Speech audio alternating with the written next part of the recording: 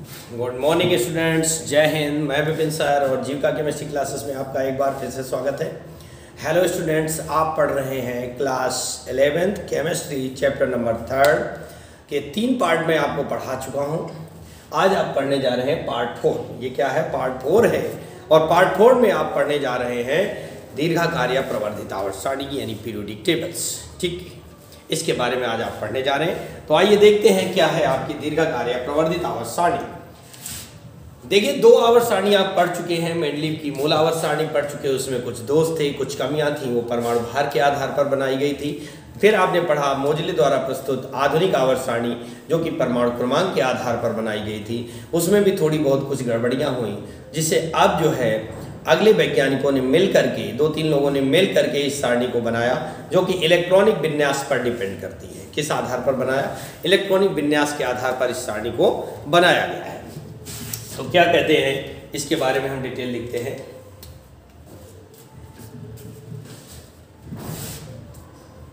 राग, ये वैज्ञानिक हैं, बर्नर एवं बरी। राग, बर्नर और बरी, ठीक है ना। राग, बर्नर और बरी नामक वैज्ञानिकों ने, राग, बर्नर और बरी नामक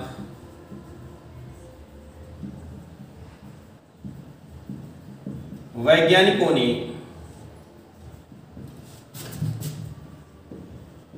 तत्वों को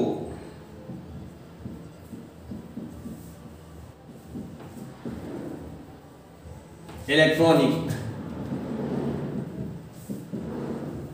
विन्यास की, राग, बर्नर और बरी ने क्या किया? तत्वों को इलेक्ट्रॉनिक विन्यास के क्रम में, है ना, इलेक्ट्रॉनिक विन्यास के आधार पर, इलेक्ट्रॉनिक विन्यास के आधार पर, किसके आधार पर? इलेक्ट्रॉनिक विन्यास के आधार पर रखकर एक सारणी बनाई, एक सारणी बनाई जिसे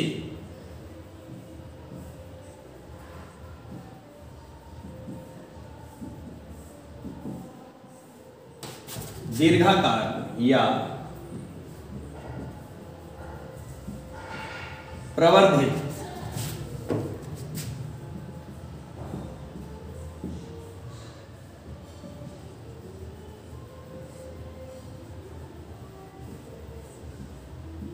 आवर्त सारणी कहते हैं।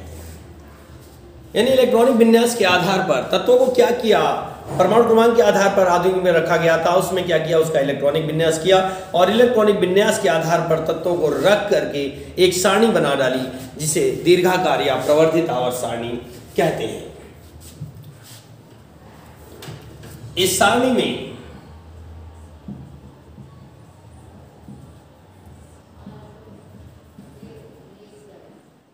तत्वों को, इस सारणी में तत्वों को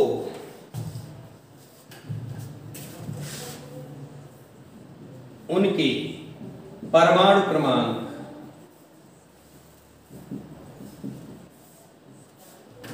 परमाणु क्रमांक के बढ़ते क्रम में, किसके? परमाणु क्रमांक के बढ़ते क्रम में इस प्रकार रखा गया है,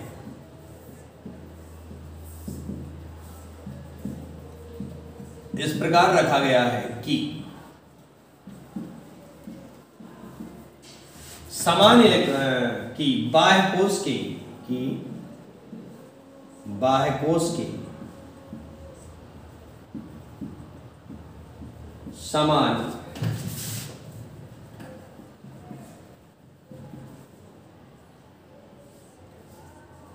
इलेक्ट्रॉनिक विन्यास, बाह्य कोश के समान इलेक्ट्रॉनिक विन्यास वाले तत्व, ठीक है ना। यानी बाह्य कोश का विन्यास क्या हो? एक ही हो। बाह्य कोश के समान इलेक्ट्रॉनिक विन्यास वाले तत्व एक ही समूह में रहे,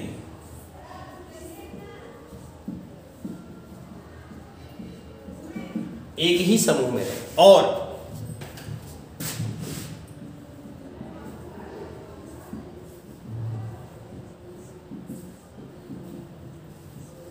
उनके गुणों में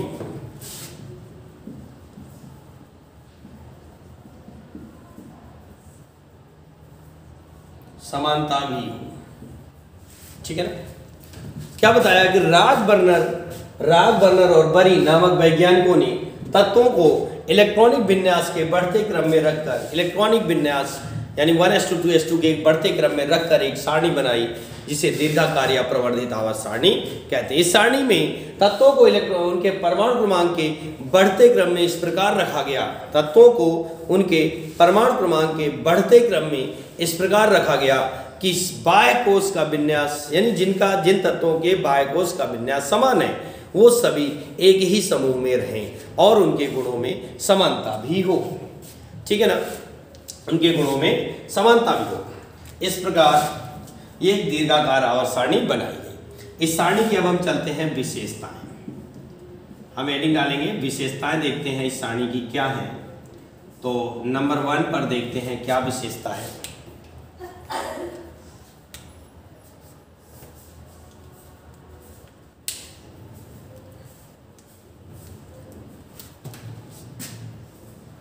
थोड़ा सा ऐसे लिखते हैं, इस आवर्त सारणी में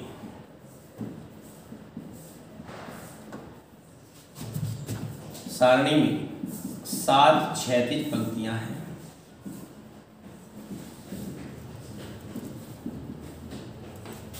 इस आवर्त सारणी में 7 क्षैतिज पंक्तियां हैं जिन्हें आवर्त कहते हैं तथा 18 ऊर्ध्वाधर कॉलम है।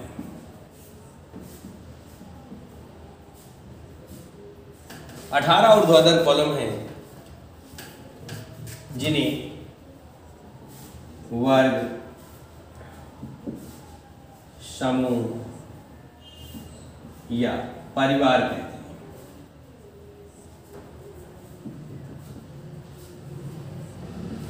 वर्ग, समूह या परिवार कहते हैं।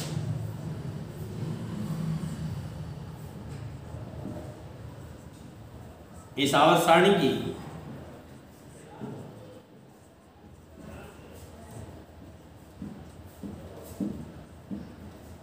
प्रमुख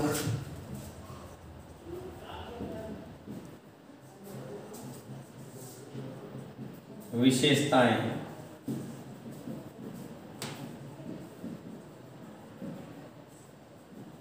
निम्नलिखित है। ठीक है ना। क्या दी गई डेफिनेशन कि इस आवर्त सारणी में 7 क्षैतिज पंक्तियां हैं, जैसा मैंने कल आपको समझाया था कि इस तरह से 7 क्षैतिज पंक्तियां हैं जिन्हें हम आवर्त नाम देते हैं, और इस तरह से 18 ऊर्ध्वाधर कॉलम हैं जिन्हें हम वर्ग कह सकते हैं, समूह कह सकते हैं, परिवार कह सकते हैं, है ना। इतने नामों से इसे हम जान सकते हैं। इस आवर्त सारणी की प्रमुख विशेषताएं निम्नलिखित हैं। तो क्या है विशेषताएं, इसके लिए हम इसको साफ करते हैं और चलते हैं नंबर 1 पर। ठीक है ना। तो आपने लिखा इस आवर्त सारणी की प्रमुख विशेषताएं निम्नलिखित हैं। नंबर 1 है, क्या है नंबर 1, आइए देखते हैं। तो ऐसा करते हैं, नंबर 1 पर पहले हेडिंग डाल देते हैं, आवर्त के बारे में हम लिखने जा रहे हैं। आवर्त, तो इसमें नंबर 1 लिखेंगे कि पहले आवर्त को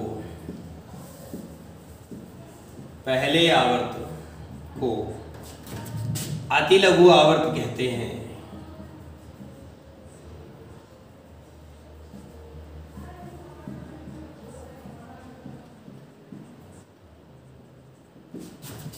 क्योंकि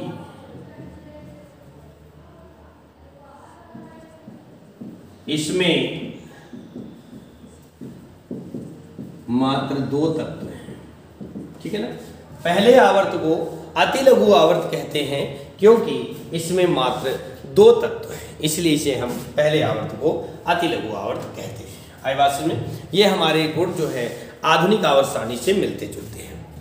पहले आवर्त को मात्र 2 तत्वों को रखा गया है, हाइड्रोजन और हीलियम को, इसलिए 2 तत्व होने की वजह से इसे अति लघु आवर्त कहते हैं। नंबर 2 पर बात आती है कि दूसरे एवं तीसरे आवर्त को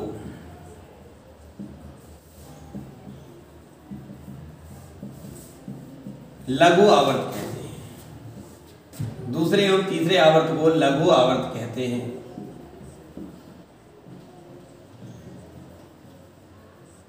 क्योंकि इनमें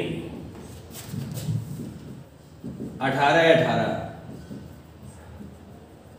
तत्व हैं। दूसरे और तीसरे 8 तत्व हैं। दूसरे और तीसरे को लघु आवर्त कहा जाता है क्योंकि दूसरे और तीसरे में मात्र 8 तत्व हैं, इसलिए इसे लघु आवर्त नाम दिया गया। नंबर 3 पर आता है चौथे और पांचवें आवर्त को दीर्घ आवर्त कहते हैं।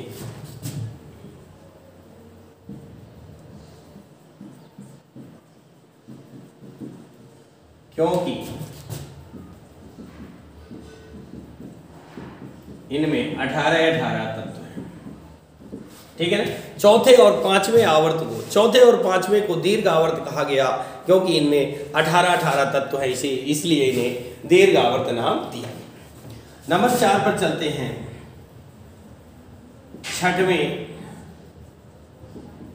और सातवें आवर्त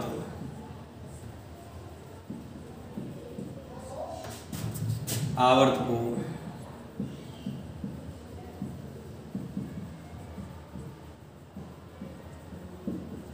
अति दीर्घ आवर्त कहते हैं। छठवें में 32 तत्व हैं।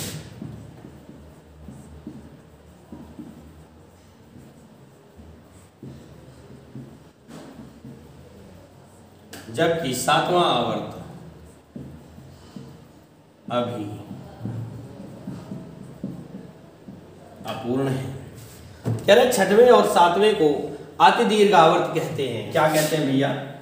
अति दीर्घ आवर्त कहते हैं क्योंकि छठवें में 32 तत्व है जबकि सातवां अभी अपूर्ण है। ठीक है ना। अब इस टेबल को नीचे वाले पॉइंट को हम साफ कर देते हैं और ये तो थी हमारी आवर्तों की विशेषताएं, है ना।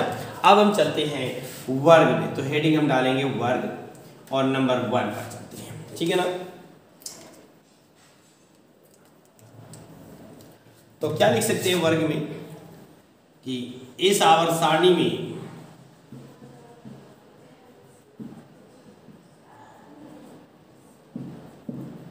18 ऊर्ध्वाधर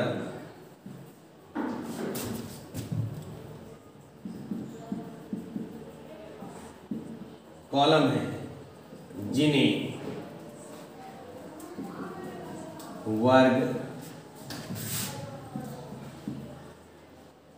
समूह, परिवार, कुल, ठीक है ना,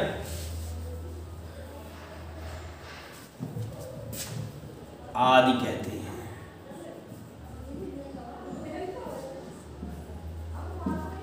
क्या लिखा कि इस आवर्त सारणी में 18 ऊर्ध्वाधर कॉलम है। 18 ऊपर से नीचे, अप एंड डाउन 18 ऊर्ध्वाधर कॉलम है।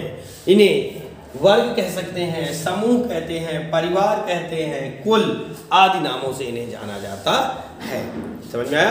18 ऊर्ध्वाधर कॉलम है। 18 1 से 2 3 4 5 6 7 8 9 10 11 12 18 इनको हम क्या कह सकते हैं? वर्ग कह सकते हैं, कुल कह सकते हैं, परिवार कहते हैं, समूह फैमिली कह सकते हैं। आदि नामों से इन्हें हम जानते हैं। आया समझ में? आदि नामों से इन्हें हम जानते हैं। नंबर 2 पर चलते हैं। दूसरी विशेषता क्या है हमारी? दूसरी विशेषता ये है हमारी कि वर्गों को क्रमशः, यानी जो वर्ग है 18 कॉलम है, 18 ऊर्ध्वाधर कॉलम है, उन्हें किस क्रम में डिवाइड किया गया है वो देखते हैं। तो वर्गों को क्रमशः फास्टिंग, ठीक है ना, क्या कहते हैं? वर्गों को क्रमशः फास्टिंग, second B, third B, fourth B, fifth B, sixth B, seventh B, earth,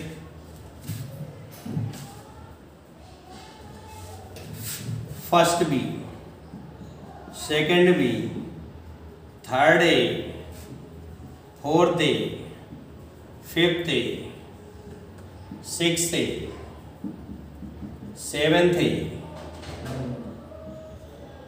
और शून्य। वर्गों को क्रमशः first A, second A, third B, fourth B, fifth B, sixth B, seventh B, eighth तथा first B, second B, third A, fourth A, fifth A, sixth A, seventh A और शून्य इस क्रम में बांटा गया है। ठीक है ना, और शून्य में बांटा गया। आया समझ? यानी वर्गों को क्रमशः इस क्रम में डिवाइड किया गया है और जो हमारी टेबल बनाई गई है वो इसी क्रम में रख करके तत्वों को बांटा गया है इलेक्ट्रॉनिक विन्यास के आधार पर। नंबर 3 पर चलते हैं। नंबर 3 है हमारा, एक ही वर्ग में रखे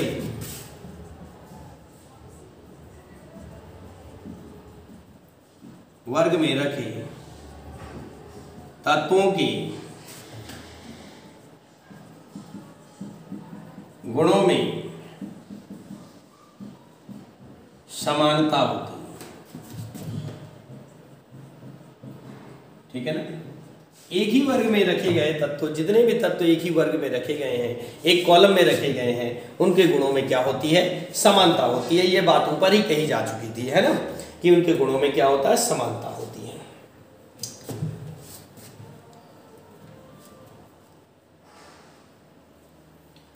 नंबर 4, अब इसको ऐसा करता हूं, साफ कर देता हूं और आगे चलते हैं हम लोग। तो देखिए नंबर 3 हमारा हो चुका था, है ना। नंबर 4 की बात करते हैं। नंबर 4 पर क्या आता है कि उपवर्ग ए व शून्य के तत्व सामान्य तत्व कहलाते हैं।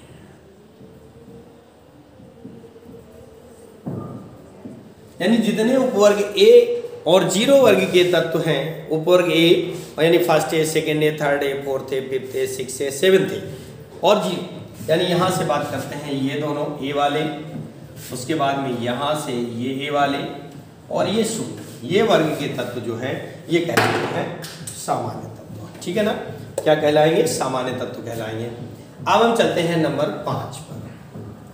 नंबर 5 क्या है हमारा? आइए लिखते हैं। नंबर 5 हमारा बनता है उपवर्ग बी व एथ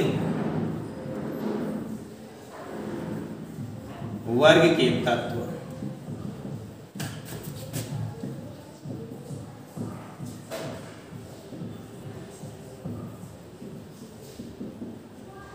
संक्रमण तत्व कहलाते हैं। उपवर्ग बी, जितने भी उपवर्ग बी हैं, यानी यहां से लेकर के ये ऐसा और ये वर्ग के तत्व, ये सारे तत्व संक्रमण तत्व कहलाते हैं। ठीक है ना, क्या कहलाते हैं? संक्रमण तत्व कहलाते हैं।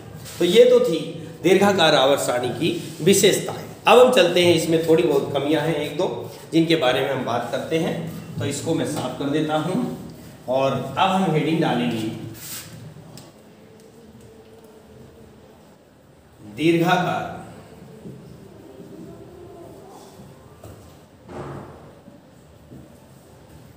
आवर्त सारणी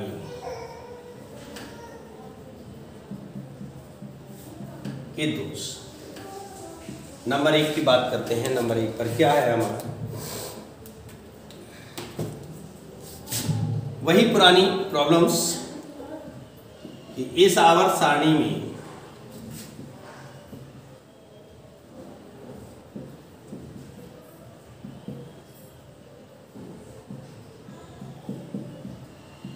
हाइड्रोजन का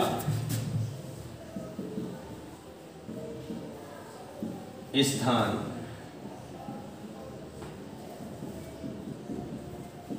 निश्चित नहीं है, क्योंकि बस वही एक समस्या कि हाइड्रोजन हमारा जो है वो फर्स्ट ए की क्षार धातुओं और सेवेंथ ए के हैलोजन तत्वों के साथ गुणों में समानता प्रदर्शित करता है, इसलिए उसे हम फर्स्ट ए में भी रख सकते हैं और सेवेंथ ए में भी रख सकते हैं। तो उसका स्थान अभी तक निश्चित नहीं हुआ है। दूसरी कमी है इस सारणी की, क्या वो देखिए, ये है कि लैंथेनाइड व एक्टिनाइड श्रेणी के लैंथेनाइड व एक्टिनाइड श्रेणी के तत्व, लैंथेनाइड व एक्टिनाइड श्रेणी के तत्वों को आवर्त सारणी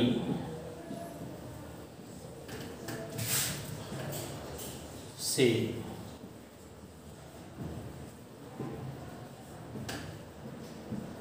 नीचे स्थान दिया गया है।